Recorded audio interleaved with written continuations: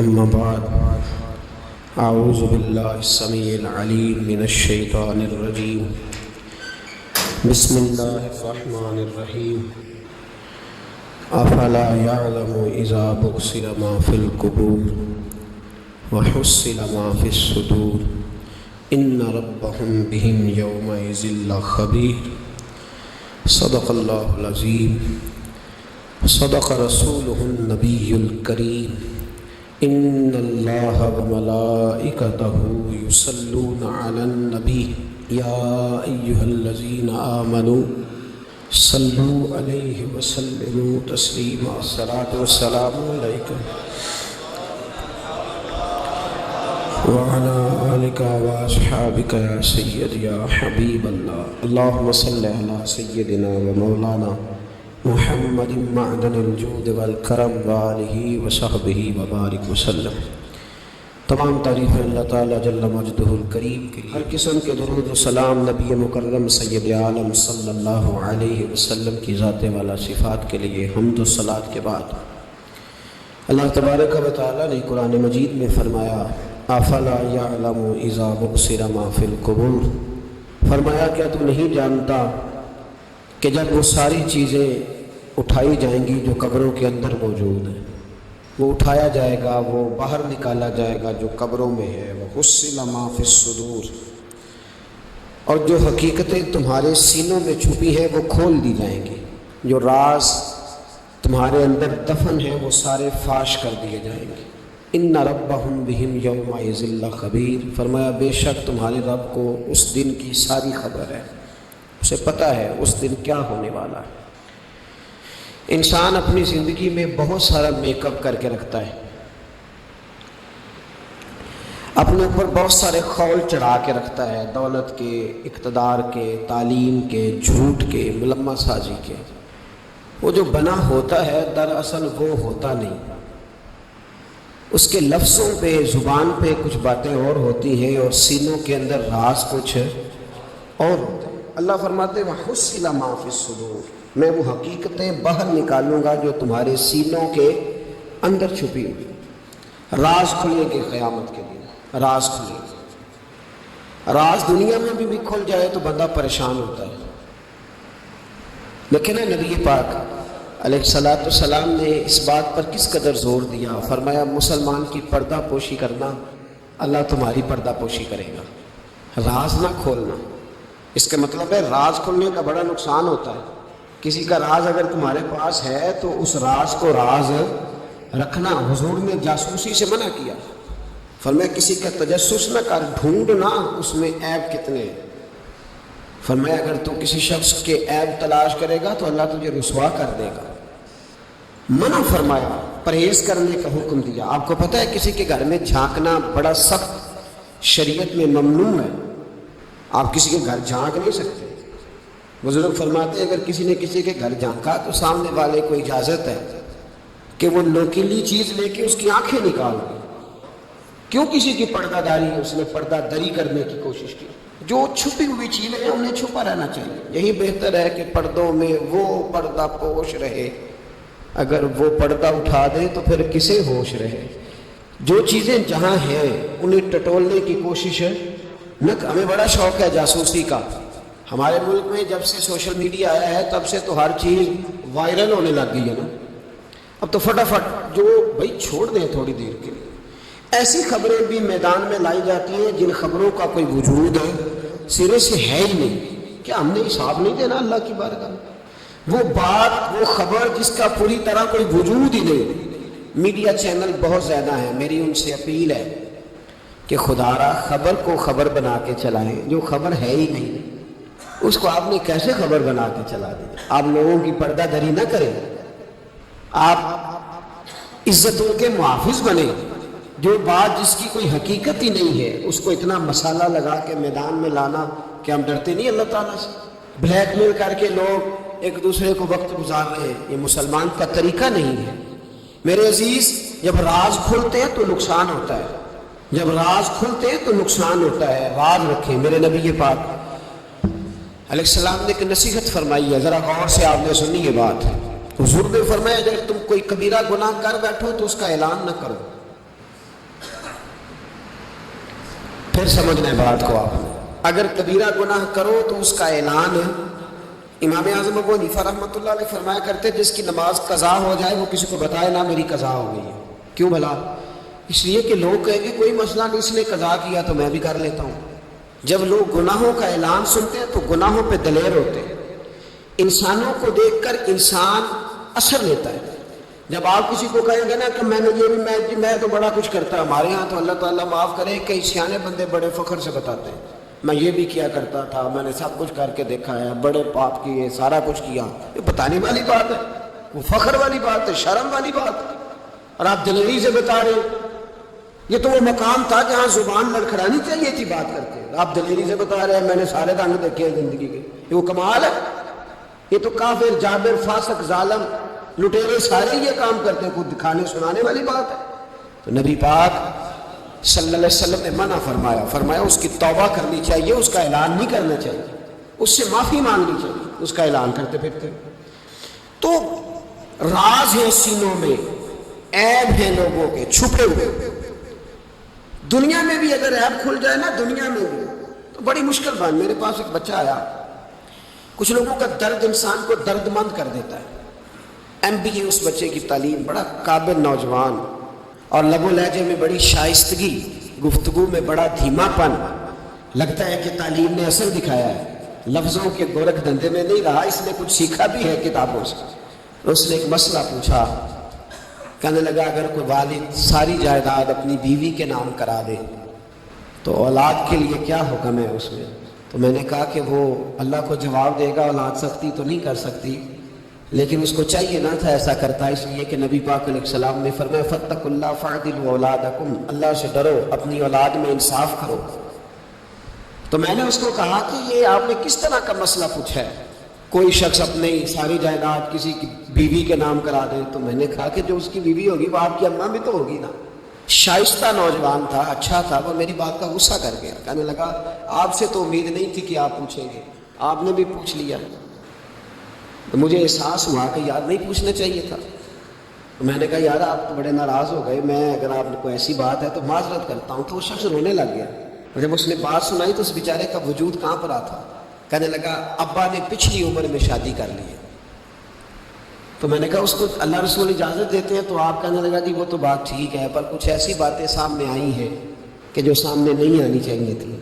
حضرت جی میں جوان ہوں، میں 10-12 لوگوں میں اٹھتا بیٹھتا ہوں، میرے والد کی بات کھلی ہے اور پتہ نہیں کیا معاملہ تھا، پہلے بڑا کچھ نام کرا کے اس نے نکاح کیا ہے، پر اب میں کدھر جاؤں؟ میرا گلی میں کھڑا ہونا مشکل ہو گیا. مجھے کوئی کہتا تو کچھ بھی نہیں، لیکن جب لوگ دیکھتے ہیں نا میری طرف، جب لوگ میری طرف دیکھتے تو مجھے احساس ہوتا ہے کہ ان کی نظروں میں سوال ہیں. مجھے لگتا ہے کہ ان کے ذہنوں میں بہت ساری باتیں چھپی ہوئی ہیں. کچھ نکاح ہوتا تو بات اور تھی، کچھ ایسی باتیں سامنے آئی ہیں جو آنی. میں نے اسے معذرت بھی کی، اسے تسلی بھی دی، اور جو میرے سے ممکن ہو سکتا تھا میں نے اس کو کہا. لیکن اس نوجوان کے جانے کے بعد اس کے رستوں کو بھی میں دیکھتا رہا تو میں سوچنے لگ گیا یار دنیا میں ہمارا راز کھل جائے تو اتنا مشکل ہو جاتا ہے، تو جب قیامت میں راز کھلے گا. دنیا میں دیکھیں نا ہمارے ہاں لوگ اگر برا جانتے بھی ہیں تو وہ اللہ ماشاءاللہ معاذ اللہ غیبت کرتے ہیں. سامنے آ کے بات، یہی مزاج ہے نا معاشرے کا کہ لوگ بہت بڑا ظلم کرتے ہیں، اپنی جان پر غیبت کرتے ہیں. سامنے آ کے بات تو قیامت میں تو ہر چیز سامنے ہوگی، ہر چیز سامنے آ جائے، کھل کے بات سامنے آئے. کس نے کیا کیا اپنے عہدے کے ساتھ، جس جگہ وہ بیٹھا تھا اس منصب کے ساتھ اس نے کتنی وفا کی یہ بھی پتہ چلے گا، کتنا دھوکہ دیا یہ بھی خبر ہوگی. بہت سارے لوگ جعلی ڈگریاں لے کے نہیں بیٹھے ہوئے، لے لیا نہ عہدہ، ان کی تنخواہ جائز ہے ان کے لیے.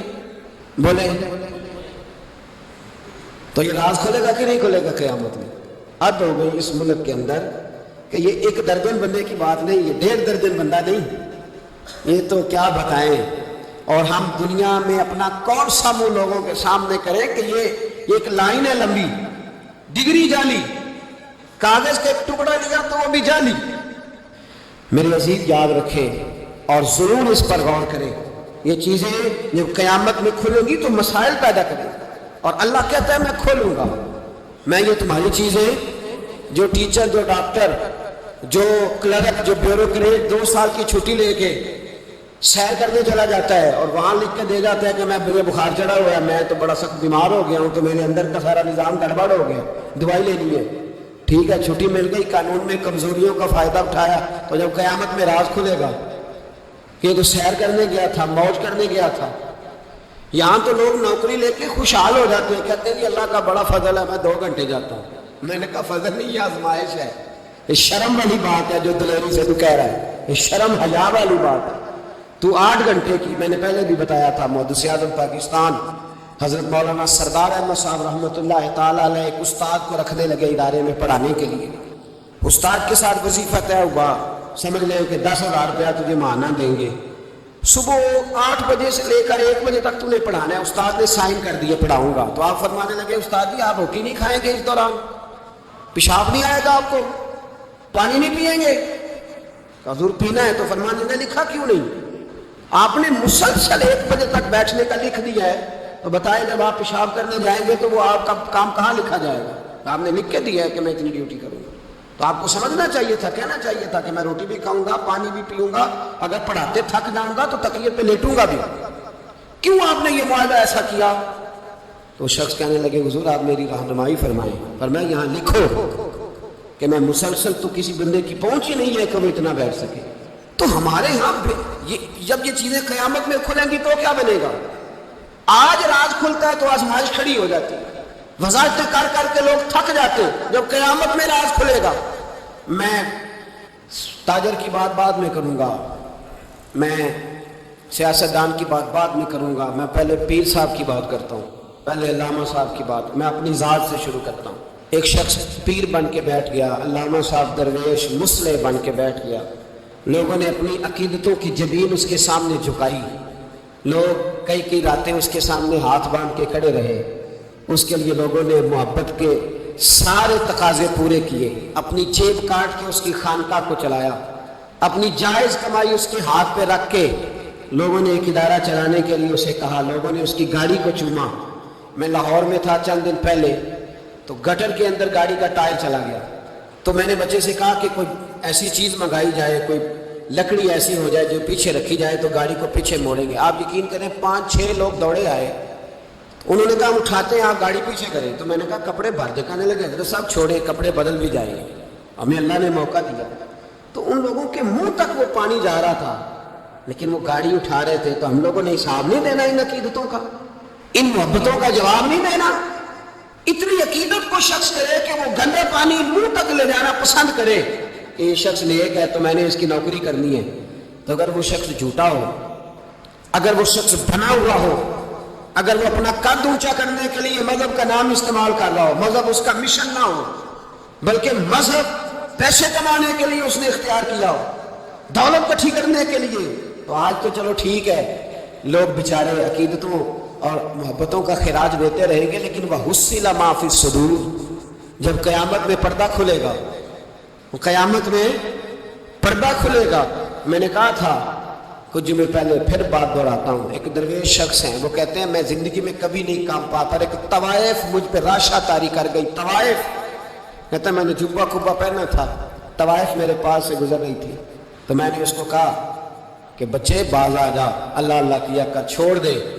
تو اس نے نقاب آگے کر لیا, کہنے لگی بابا میں تو آپ کی بات پر عمل کروں گی, پر ایک جملہ کہنے کی اجازت ہے. تو میں نے کہا بیٹی کہنا. تو کہنے لگی بابا میں تو جو نظر آ رہی ہوں نا وہی ہوں, جو نظر آتی ہوں وہی کہلاتی ہوں. تو بتا, تو جو کہلاتا ہے وہ جو نظر آتا ہے وہی کہلاتا ہے کہ کچھ اور بھی ہے؟ تو کہلاتا کچھ ہے اور بنا ہوا ہے کچھ اور. تو بھی دیکھ کے تو وہی ہے جو تو کہلاتا ہے. کیا حساب نہیں دینا لوگوں نے؟ باہر نہیں آئیں گی یہ ساری چیزیں. اتنا بڑا دھوکہ, اور کوئی چیز نہیں ملی استعمال کرنے کو. جب الیکشن آیا تو اسلام زندہ باد, جب الیکشن آیا تو اسلام زندہ باد, اور اس کے نام پہ ووٹ اور اس کے نام پہ سارا کچھ. اور جب تھوڑا سا اللہ تعالیٰ خیر فرمائے حالات بدل گئے, 2-3 سیٹیں مل گئیں, تو پھر کسی بھی حکومت کے پاس جا کے 2 وزارتیں لے لی. میرے پاس بھی لوگ آتے رہتے ہیں. ہماری قوم کو سب کو سیاستدان بنا دیا گیا ہے. اس طرح سیاستدان کا کوئی پتہ نہیں نا کس پارٹی کا ہے, اس طرح عوام کا بھی اب یہ سارا نفاق ان لوگوں نے برپا کیا، یہ ان لوگوں نے لوگوں میں بات اچھالی ہے. لوگ بھی اس کو بھی کہہ دیتے ہیں تیرے ساتھ ہیں، اس کو بھی کہہ دیتے ہیں. کیا کریں؟ ان کے شر سے بچنے کے لیے ایسا کریں، ورنہ شر پھیلاتے ہیں. ایک صاحب میرے پاس آ گئے. اب جب آپ کے پاس کوئی شخص آتا ہے تو آپ دروازہ تھوڑی بند کر سکتے ہیں. آ گئے ملنے کے لیے. انہوں نے آ کے نہ موبائل نکالا، کہنے لگے 100 سے زیادہ تقریریں ہیں آپ کی تقریر سنے بغیر میں سوتا نہیں. آئے سیاسی مقصد کے لیے میں آپ کی تقریر سنتا ہوں. میں نے کہا اللہ آپ کو جزائے خیر دے، مجھے تو پوری دنیا سے لوگ کہتے ہیں تقریر سنتا ہوں. چلے مہربانی ہے، مجھے تب فائدہ ہے جب کوئی تقریر سن کے اثر بھی کرے.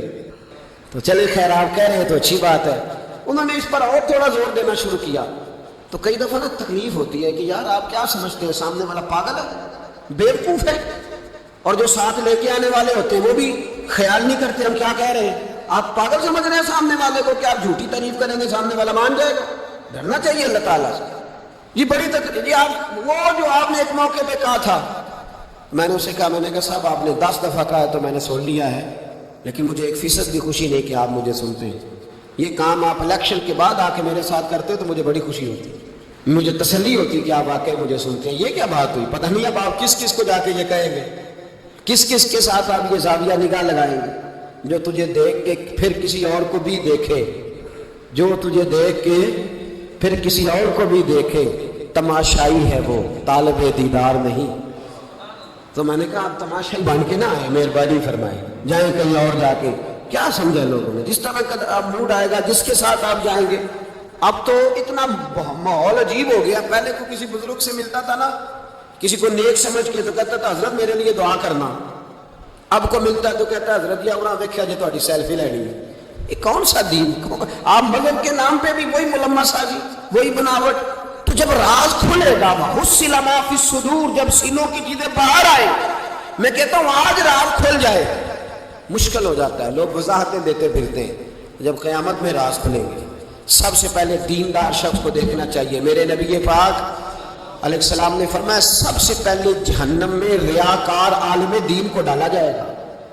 عالم کو سب سے پہلے دوزخ میں ڈالا جائے گا، اس لیے کہ اس نے اپنا قد اونچا کرنے کے لیے دین کو ٹیشو پیپر بنایا. یہ تو بات ہو گئی دینداروں کی. ایک سیاستدان نے نعرہ لگایا، اس نے کہا روٹی دوں گا، کپڑا دوں گا، مکان دوں گا. ایک بعد میں پھر آ گیا، اس نے کہا تحفظ دوں گا. ایک تیسرا آ گیا، اس نے کہا میں فلاں کر دوں گا. آتے رہے. لوگ بیچارے مجبور ہیں، پریشان ہیں. ہمارے ملک میں PhD کرنے کے بعد لوگوں نے چائے کے ڈھابے بنائے ہوئے. لوگ آزمائش کا شکار ہیں. کدھر جائیں؟ سیاستدان کے پیچھے لگ گئے. لوگوں نے نعرے بھی لگائے، لوگوں نے اپنی جیب سے پوسٹر بھی اس کے بنوا کے چسپاں کیے، ساری اس کے پیچھے لوگ لگ گئے. اب ہمیں تو نہیں نہ پتا تھا کہ وہ تو غریبوں کے جذبات سے کھیل کر اپنا قد اونچا کرنے جا رہا ہے. وہ تو ہوس اقتدار کا پجاری ہے. وہ تو صرف کرسی کے لیے لوگوں کے جذبات سے کھیل رہا تھا. اس نے تو اتنے زبردست نعرے اس لیے سکھائے تھے کہ لوگ میرے پیچھے لگ جائیں. کسی کی مجبوری کا نام لے کے اسے پیچھے لگا کے پھر وہ اپنے ذاتی مفادات لینا چاہتا تھا. اللہ فرماتے ہیں دنیا میں تو دھوکہ دینے لگا، پر وَحُصِّلَ مَا فِي الصُّدُورِ، میں راز کھول دوں گا. ایک حدیث سنانے لگا جو آپ نے راٹی کا یاد کرنی ہے. کر لیں گے انشاءاللہ؟ بولیے سارے کہیے انشاءاللہ. کر لیں گے یاد ماشاءاللہ سے؟ سنیں، ابو داؤد شریف میں، ترمذی میں حدیث ہے. نبی پاک علیہ السلام نے فرمایا کچھ لوگوں کی پشتوں پر اللہ قیامت میں جھنڈے گاڑ دے گا. پشت ہوتی ہے نا، پشت، مقعد، سری، اس پر اللہ جھنڈا گاڑ دے گا، وجود کے ساتھ لگا دے گا. حدیث صحیح عرض کر رہا ہوں. حضرت انس بن مالک رضی اللہ تعالیٰ عنہ حدیث کے راوی ہے، فرمایا جھنڈا پشت کے ساتھ گاڑ دیا جائے گا، اور اونچا جھنڈا ہوگا قد سے. تو لوگ سارے کہیں گے یا اللہ یہ کون ہے؟ کون ہے یہ؟ تو رب کریم فرمائے گا یہ اپنی قوم کا غدار ہے، یہ اپنی قوم کا. ان کے جھنڈے یہاں نہیں لگیں گے، ان کے جھنڈے وہاں نہیں لگیں گے. میرے نبی پاک علیہ السلام نے فرمایا غداروں کی پشتوں پہ اللہ جھنڈے لگائے گا، اور یہ جھنڈے لگیں گے، اور جب لوگ پوچھیں گے یہ کون ہے تو کہا جائے گا وہ یہ ہے جس کو قوم نے امانت دار سمجھ کے سربراہی دی پر یہ غدار نکلا. قوم نے اعتماد کیا، امانت دار سمجھ کر یہ غدار نکلا. یاد رکھنا تمہارے جھنڈے لگیں گے. آج تمہاری گاڑیوں پہ سرکاری جھنڈے ہیں، آج تمہاری بڑے بازاروں پر سرکاری جھنڈا ہے. قیامت میں تمہاری پشت پر غداری کا جھنڈا ہوگا، غداری کا. اور میرے نبی پاک علیہ السلام نے فرمایا غریبوں کو اللہ قوت دے دے گا، اور جو تکبر کرنے والے تھے انہیں اللہ کیڑیوں کی شکل عطا کرے گا، چیونٹیوں کی شکل، کیڑے مکوڑے بنا دے گا، اور غریب پیروں کے نیچے مسل کے جائیں گے۔ وقت تھوڑا رہ گیا۔ وَحُصِّلَ مَا فِي الصُّدُورِ، فرمایا تمہارے سینے کے سارے راز اللہ باہر نکال دے گا، فاش ہو جائے گی ہر چیز، کھل جائے گا سارا، آئینہ باہر آئے گا، تمہیں وہ سارا کچھ بھگتنا ہے۔ کتنے بادشاہ گزرے آپ کے ملک میں، کتنوں کی قبروں پہ لوگ فاتحہ پڑھنے جاتے ہیں، کتنے ہیں جن کا اب نام ہوتا ہے، تصویریں لگی ہوئی ہیں پارلیمنٹ میں، اس سے زیادہ کوئی شے ختم ہو گئی بات۔ کدھر گئے ہمارے تو نوجوانوں کو یاد بھی نہیں، کیا کیا کسی نے کمال کر لیا وزیر اعظم بن کے، کیا اس نے کر لیا، ختم ہو گئی بات۔ خدا را جو آپ ہیں آپ وہی بیان کریں، دھوکہ نہ دیں، ورنہ یہ راز جب کھلے گا۔ میرے نبی پاک علیہ السلام نے فرمایا بہت بڑا تاجر قیامت میں اللہ کی بارگاہ میں کھڑا کیا جائے گا، اللہ اس کے بچوں کو بھی بلائے گا، کہے گا تمہیں پتہ ہے تمہارا مال حرام ہے، ناجائز ہے، تمہارے باپ نے دھوکے سے کمایا ہے۔ تو نبی پاک علیہ السلام نے فرمایا، امام سیوطی نے حدیث لکھی ہے، نبی پاک فرمانے لگے وہ اولاد اپنے باپ پہ مقدمہ کر دے گی، وہ جن کو دے گیا نا کہ وہ والا پلاٹ بھی تیرا، وہ والا بھی تیرا، وہ والا بھی، وہ مقدمہ کر دے گا۔ وہ کہیں گے اے اللہ ہم نے اسے کہا تھا ہمیں ناجائز مال دے، اس سے پوچھ اس نے کیوں کمایا۔ میرے مصطفیٰ کریم علیہ السلام فرماتے ہیں احد پہاڑ کے برابر اس کی نیکیاں ہوں گی، لیکن جرم یہ ہوگا کہ کمائی حرام تھی، تو اللہ کریم ان بچوں کے مقدمے کی وجہ سے باپ کو جہنم میں داخل کر دے گا۔ یہاں وہ سخی بھی بن کے گیا، یہاں وہ کہتا وہ کہانیاں سنایا کرتا تھا کہ میں بڑی محنت سے آگے گیا ہوں۔ وَحُصِّلَ مَا فِي الصُّدُورِ، میں تمہارے سینوں کی چھپی چیزیں راز کھول دوں، راز فاش ہو، تمہیں ہر چیز دیکھنی پڑے گی۔ میرے رسول پاک علیہ السلام کی ایک حدیث بڑی انفرادی ابن حجر نے لکھی، میں تو اس حدیث کو پڑھ کے میں نے کتاب بند کر دی، میں نے کہا اللہ ہمیں معاف کرے۔ نبی پاک علیہ السلام نے فرمایا جس کو امین بنایا گیا اور اس نے خیانت کی، وہ کسی جگہ کا بھی امین تھا، وہ ممبر رسول کا امین تھا یا ڈاکٹر کی کرسی کا، وہ کسی سکول کے ادارے کا امین تھا یا حکومت میں کسی عہدے پہ، جسے امین بنایا گیا، توجہ ہے میری بات پر، جسے امین بنایا گیا اس نے خیانت کی، تو اس نے جس چیز کی خیانت کی ہوگی وہ چیز قیامت کے دن اس کی گردن کے ساتھ لٹکی ہوئی ہوگی، گردن کے ساتھ۔ محبوب فرمانے لگے ایک شخص آئے گا اس کی گردن پر اونٹ بیٹھا ہوگا، اور حدیث کے لفظ یہ ہے حضور فرماتے ہیں مجھ سے فریاد کرے گا یا رسول اللہ میری مدد کرے، تو میں اسے کہوں گا میں نے تجھے سمجھایا نہیں تھا، اب تیرے بارے میں اللہ فیصلہ کرے گا۔ پھر ایک اور شخص آئے گا تو اس کی گردن کے ساتھ، اس نے چونکہ گھوڑے چرائے تھے تو اس کی گردن کے ساتھ گھوڑے لٹکے ہوئے ہوں گے، گھوڑے، اللہ اکبر، تو وہ فریاد کرے گا حضور میری مدد کرے۔ ذرا یہ چیزیں بھی جا کے سنا کریں۔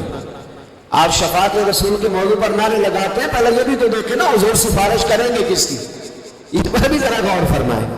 وہ جو سبحان اللہ ماشاءاللہ والا عنوان ہوتا ہے اس میں کہتے ہیں ماشاءاللہ جی آج تو پتہ چل گیا جنتی ہیں۔ وہ بھائی جنت کی سڑک پہ بھی تو چڑھنا ہے کہ نہیں، اور رستہ بھی اختیار کرنا ہے کہ نہیں، کہ آپ کا خیال یہ ہے کہ آپ کو ہیلی کاپٹر کے ذریعے جنت میں ڈال دیا جائے، کچھ کرنا نہ پڑے۔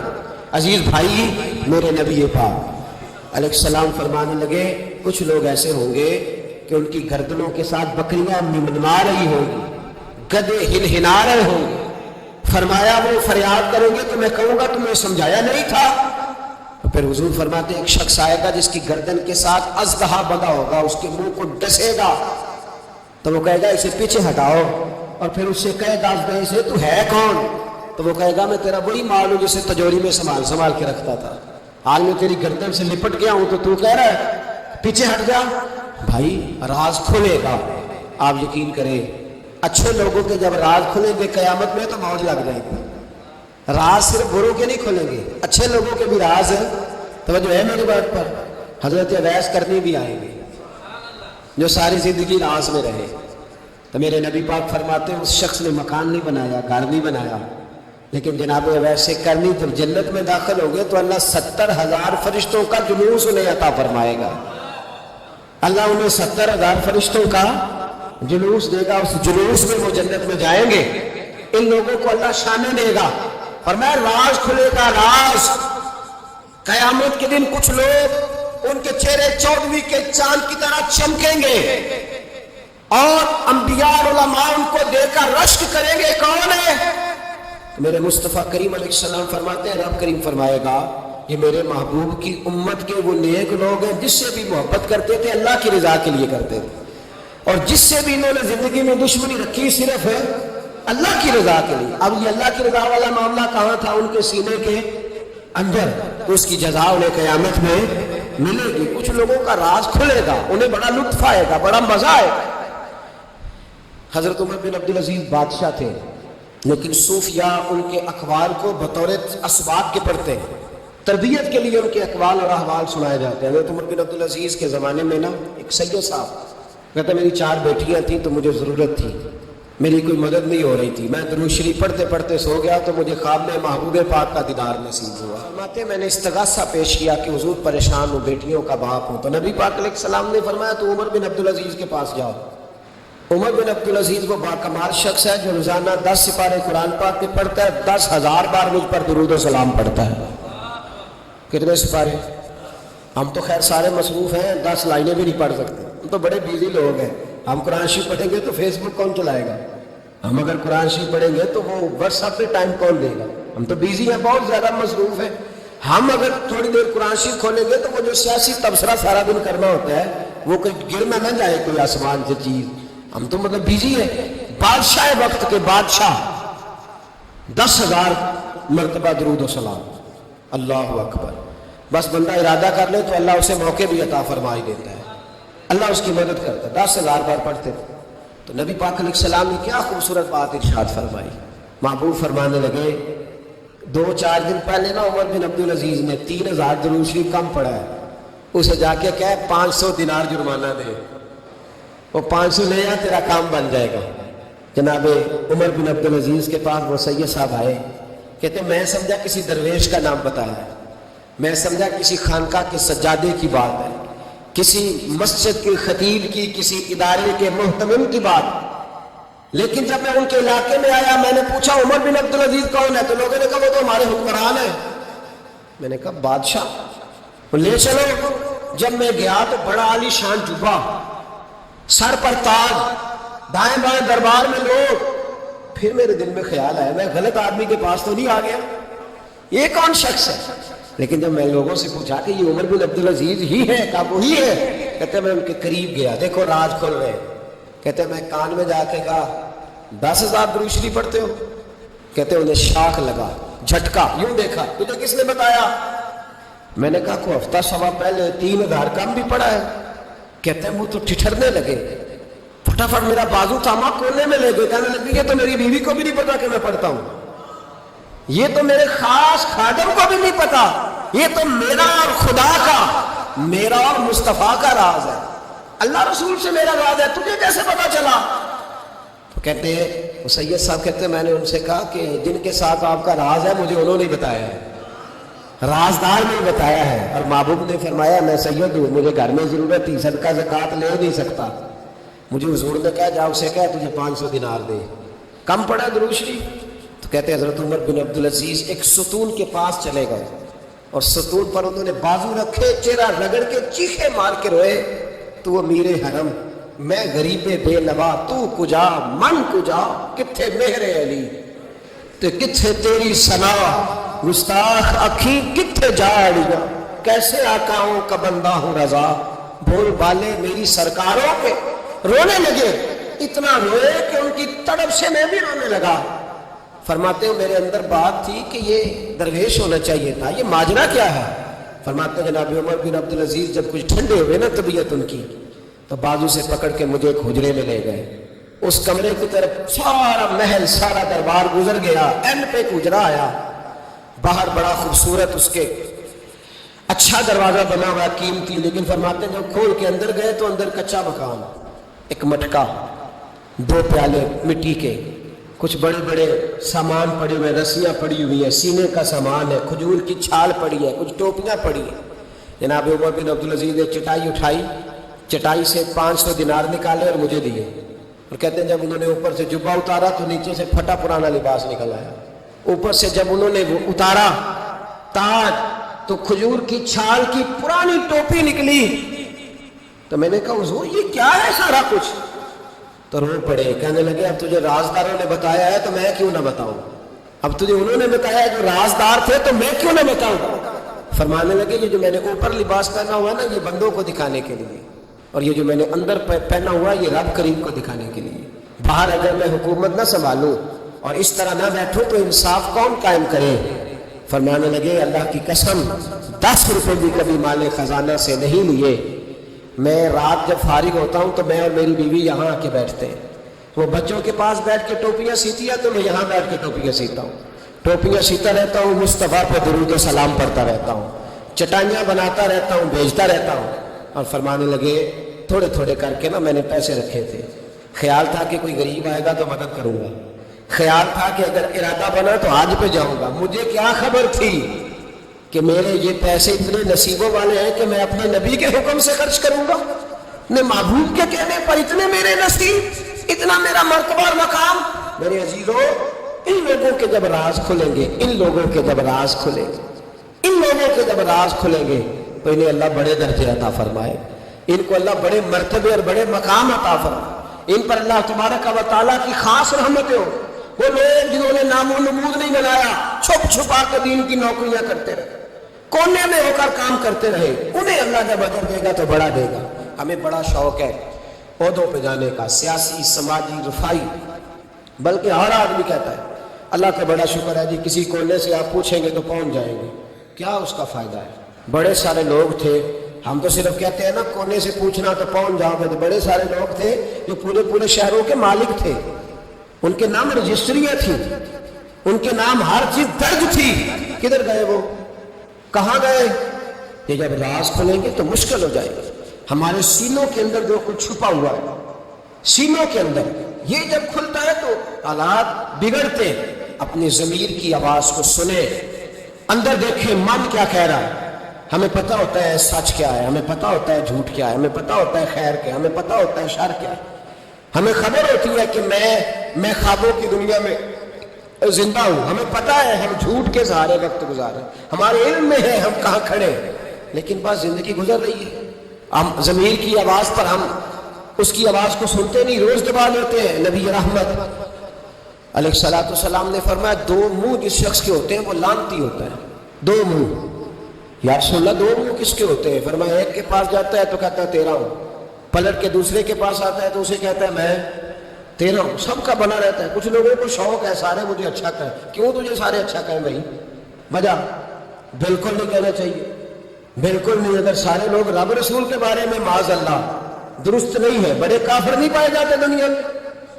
اتنی بڑی ہستیوں پر جب دنیا کا اجتماع مکمل نہیں ہو سکا تو نے یہ کیسے دعویٰ کرنا سارے مجھے صحیح کہے؟ کیوں تو اس چکر میں ہے؟ ساروں کا صحیح کہنا ضروری نہیں، تیرا صحیح ہونا ضروری ہے۔ لوگوں کا تمہیں صحیح سمجھنا ضروری نہیں، تیرا صحیح، بولیے، تیرا صحیح ہونا۔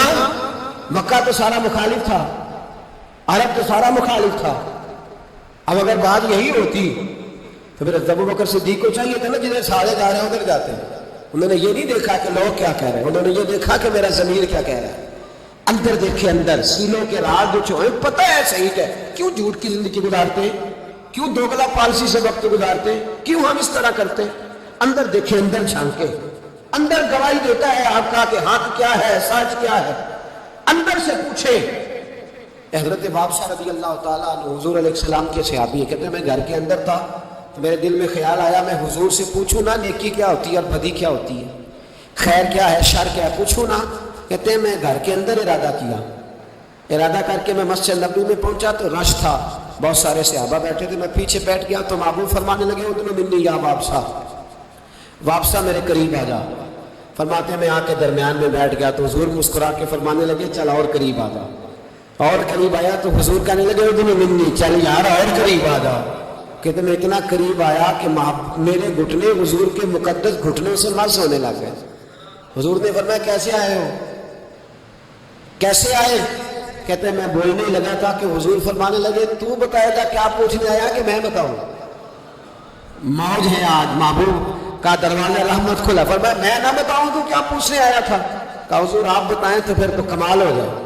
تو محبوب نے فرمایا تو نے زبان سے تو نہیں کہا پر دل میں تو سوچ کے آیا تھا، آج حضور سے پوچھوں گا نیکی کیا ہوتی ہے، بدی کیا ہوتی ہے۔ کہتے میرا چہرہ کھل اٹھا، میں نے کہا حضور واقعی آپ اللہ کے سچے رسول ہیں، یہی پوچھنے آیا تھا۔ نبی پاک نے میرے سینے پہ ہاتھ مارا، میں جا، میں نے تیرے دل کو دین کا عالم بنا دیا ہے، اپنے دل سے پوچھ لے، تیرا دل ہی تجھے فتویٰ دے دیا کرے گا۔ آج کے بعد تیرا دل تجھے بتائے گا کہ نیکی کیا ہے اور بدی، بولیے نیکی کیا ہے اور بدی کیا ہے، تیرا دل تجھے بتائے گا۔ اس سے فتویٰ لے لے، پوچھ لے نیکی کیا ہے بدی کیا ہے۔ او بھائی ضمیر کی آواز سنیں، پوچھیں گے آپ کو کیا کہہ رہا ہے، ہمیں پتہ ہوتا ہے ہم غلط ہیں، صحیح نہیں چل رہے، کس بات کا انتظار ہے؟ موت کا، گاڑی کی ٹکر ہونے کا؟ ہم کس بات کا انتظار کر رہے ہیں کہ جب رپورٹ کرائیں تو اس کے اندر کوئی بیماری نکل آئے؟ کس بات کا انتظار کر رہے ہیں جب ڈاکٹر ہمیں کہے کہ بس کھانا پینا بند ہے اب آپ کا، بددوائیوں پہ اس وقت کا انتظار ہے؟ لوگوں کو ذرا کوئی بیماری کی کھینچ لگتی ہے تو 4 دن سوچتے ہیں اب میں بالکل نیک ہوں، صحیح ہو جاتے ہیں تو انہی چکروں میں۔ اور خدا کے بندو اندر کی آواز سنو، آپ کے اندر سے روز آواز آتی ہے کہ نمازیں 5 ہیں تو 5 پوری پڑھنی چاہیے، آپ کے اندر سے آواز آتی ہے کہ میری بقا قرآن پاک میں ہے، مجھے قرآن روز کھولنا چاہیے، آواز آتی ہے کہ میں اس درویش کے جا کے آستانے میں بیٹھوں گا تو میں بچ جاؤں گا۔ کیوں ضمیر کے قیدی بنے ہوئے ہو؟ کیوں خول توڑ کے باہر نہیں آتے؟ یہی تو خول ابو جہل نے طاری کر لیا تھا، وہ کہتے تھے چزراہٹ کا کیا بنے گا، کام کر لوں، یہ کر لوں، وہ اس خول کو توڑ دو، باہر نکل آؤ، آواز پہ لبیک۔ کس بات کا انتظار؟ کب؟ جو 35 سال زندگی گزار چکا ہے وہ آدھی جی چکا ہے، آدھی گئی اور باقی آدھی پتہ نہیں ہے کہ پتہ نہیں ہے۔ کس بات کے انتظار ہے؟ جب راز کھولیں گے مشکل ہو جائے گی۔ اللہ بڑے موقع دیتا ہے، اللہ ہمیں سمجھنے کے بڑے موقع دیتا ہے۔ میرے نبی پاک علیہ السلام فرماتے ہیں اللہ قیامت کے دن تم سے پوچھے گا کیا میں نے تمہیں زندگی نہیں دی تھی، تمہیں شعور کی دولت نہیں دی تھی؟ اللہ تم سے پوچھے گا کیا تمہیں سوچنے کی طاقت نہیں دی تھی؟ اللہ تم سے پوچھے گا ٹھنڈے پانی سے تمہیں سیراب نہیں کیا تھا؟ کون سی ایسی نعمت تھی جو تمہارے گھر کے دروازے تک نہیں پہنچائی؟ حضرت ابو الحسن رحمۃ اللہ علیہ ایک جملہ کہا کرتے تھے اور کمال کرتے تھے، فرماتے تھے قیامت میں لمبی چوڑی بات نہیں ہوگی، 2 ہی باتیں ہوگی۔ فرماتے ہیں اللہ پوچھے گا بندے سے، او بندے میں تو تیرا تھا، تو بتا تو کس کا تھا؟ 2 ہی باتیں۔ اللہ فرمائے گا میں تیرا تھا، تو بتا تو کس کا تھا؟ اپنے اندر تبدیلی لائیں، اندر جھانکیں۔ یہاں راز کھل جائے تو آزمائش کڑی ہے، بتلائیے جب قیامت میں راز کھلے گا کتنی مشکلات ہوں گی۔ اپنے آپ کو سمیٹ لیں، استغفار کثرت سے پڑھیں، توبہ کریں ہر ماہ، اپنا رجوع اپنے رب رسول کی طرف رکھیں۔ یہ سارا دنیا کا جتنا معاملہ چل رہا ہے یہ سارا ایک چکر ہے، یہ ساری ایک آزمائش ہے، یہ اللہ نے ہمارے ذمہ لگایا ہے کہ تم نے اس سے بچ کے نکلنا۔ یہ ہماری دانش مندی ہے کہ ہم اس طرف توجہ نہ دیں۔ کوئی شخص بھی ایک دن کے لیے مکان خرید کے نہیں رکھتا، وہاں وہ مکان خریدتا ہے جس میں اس نے عمر بھر رہنا ہو۔ یہ دنیا عارضی ہے، 1-1.5 دن کا میلہ ہے، اس پر مکمل خریداری کر کے جم کے نہ بیٹھ جاؤ، اس مکان کی طرف توجہ کرو جہاں ہمیشہ رہنا، جہاں ہمیشہ جانا۔ جتنا آپ اپنے دادا جی کا ختم دلاتے ہیں نا، آپ کے بچے بھی آپ کا اتنا ہی دلائیں گے۔